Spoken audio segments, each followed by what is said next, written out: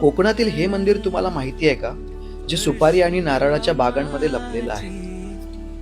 तर नमस्कार मंडळी, मी कुणाल आणि कोकणातील दापोली फिरताना आज आपण आलो आहे एक अशा मंदिरात जे अत्यंत निसर्गरम्य आहे आणि जिथे जाण्याचा रस्ता शांत, सुंदर आणि सुपारी आणि नारळाच्या बागांमधून पुढे घनदाट जंगलात होऊन जातो.